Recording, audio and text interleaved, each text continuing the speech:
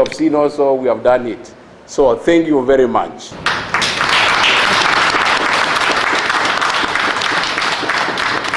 Ladies and gentlemen, shall we now please welcome the Honorable Deputy Minister for Water Resources, Works and Housing, the Honorable Dr. Hannah Bisiu.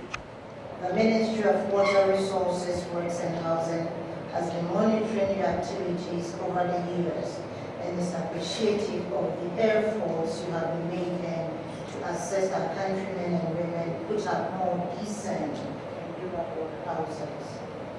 We are aware that housing is a basic human need, and it is everyone's dream to own a decent home.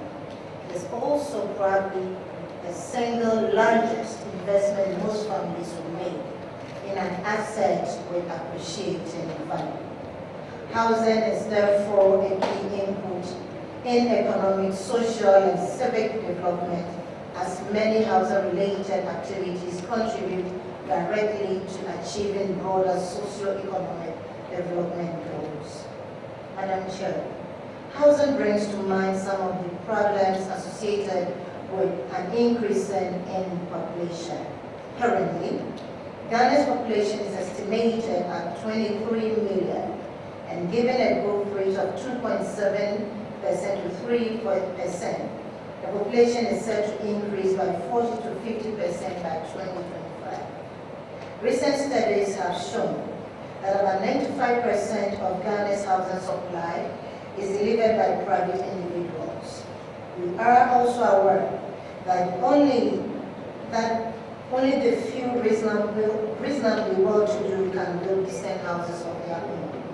This unfortunate situation has created a huge housing deficit, which is growing by the day. Government concern about the plight of our people's inability to afford decent accommodation is determined to tackle the housing problem in partnership with the private sector. I wish to believe that the strategic plan being launched will give a blueprint and a concerted approach to housing solutions and accessible housing finance systems.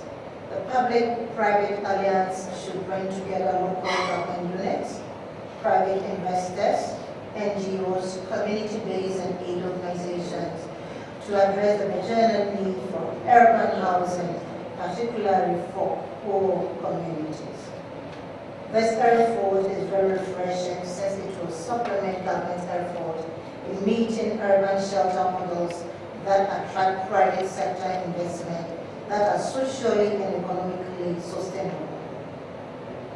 It should serve to provide a comprehensive and coordinated set of services to local governments and community-based organizations that enable and facilitate urban housing delivery with a primary role as advocate and custodian of community interest. This will ensure, Madam Chair, that housing production is demand-driven and not supply-driven. Also, that a housing chain that reaches the poor, as well as recognizing the contributions of all stakeholders. Distinguished ladies and gentlemen, it's no wonder that government has identified housing and water as a priority areas whose performance is monitored closely by His Excellency, the President of the nation. Madam Chair, today we are happy to be taking part in the launching for Habitat for Humanity Ghana. We are indeed grateful to Habitat for Humanity and other social development NGOs working so tirelessly in this country to improve the living standards of our deprived communities. The effectiveness of your mission seems to be fueled by the appeal of your approach and the generosity of millions of individuals, churches, foundations, government, and corporate bodies around the world.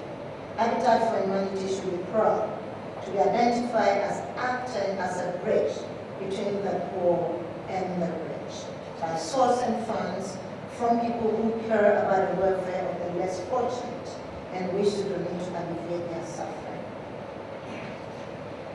Madam Chair, ladies and gentlemen, I will urge you to extend your program to all regions of the country to assist those who suffer from the effects of natural disasters such as the recent floods that destroyed houses in the northern part of the country.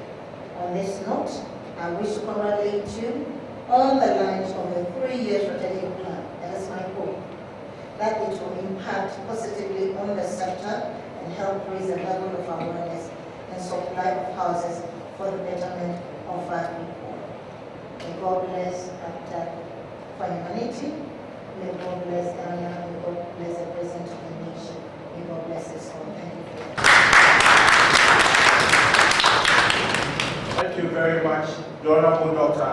Hannah Bisiu, Deputy Minister of Water Resources, Works and Housing.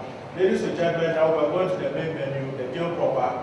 We'd like to call on Her Excellency, Madame Julie Furatatoe, the Chargée d'Affaires of the U.S. Embassy, to do the official launch of the 3-year strategic plan for Habitat for Humanity. Ladies and gentlemen, Madame Julie.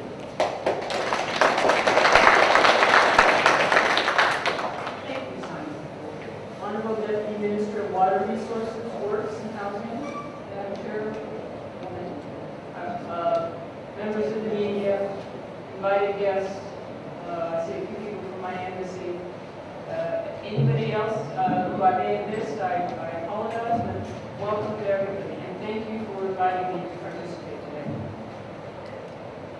First, I would like to congratulate everybody on this World Habitat Day. I think this is an important day for us to remember that there is a collective vision of a sustainable urban world. The UN has adopted the theme of better city, better life. This theme reminds us the importance of harnessing the potential and possibilities of all people in the nation. People of all cultures, all ages, rich, poor, everyone should contribute to improving the environment, our environment. In an urban environment such as Accra, these goals could include reducing poverty, reducing crime, fuel consumption, pollution, waste, improving access to public services such as sanitation, water, power. All of these goals are part of the Millennium Development Goals that Ghana and the rest of the world have been working towards for 2015.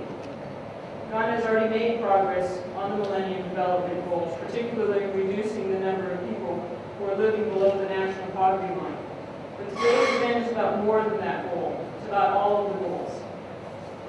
For over 20 years, Habitat for Humanity has built more than 5,000 houses and served over 7,000 low-income families in 145 communities in Ghana.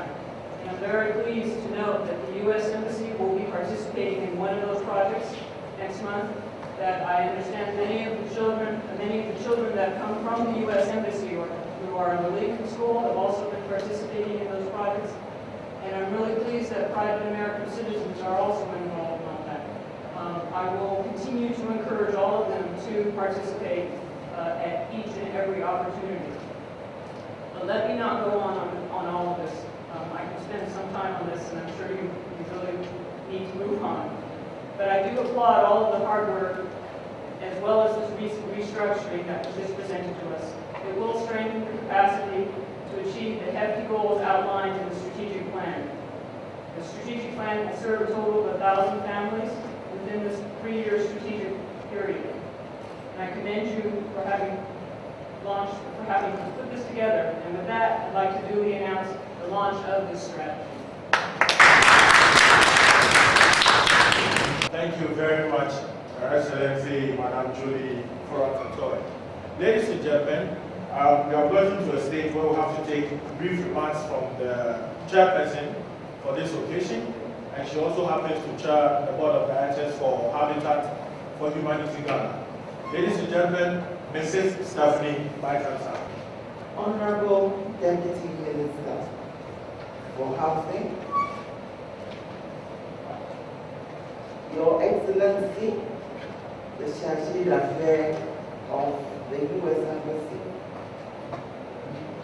George Ikoku, indefatigable Chief Executive of Habitat for Humanity Ghana, representatives of foreign embassies, foreign organizations, our own local people.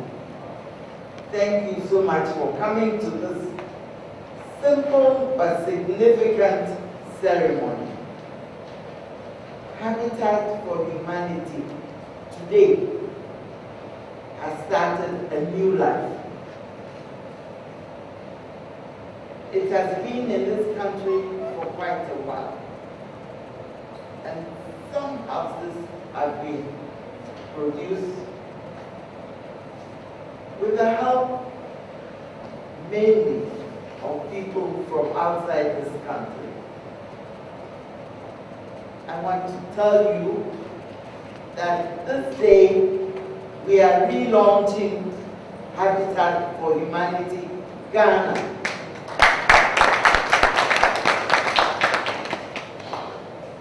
Learning from what our friends in the US have achieved in introducing students and volunteers to helping people attain their own housing. We will also do the same. We will take your lead and we will follow suit. This organization has been restructured. We've tried to correct whatever mistakes have been made in the past. And we have a clear focus, a clear direction as to what we want to do in the coming 3 years.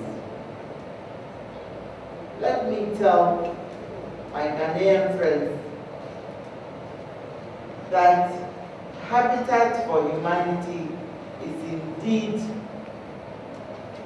a Christian non-governmental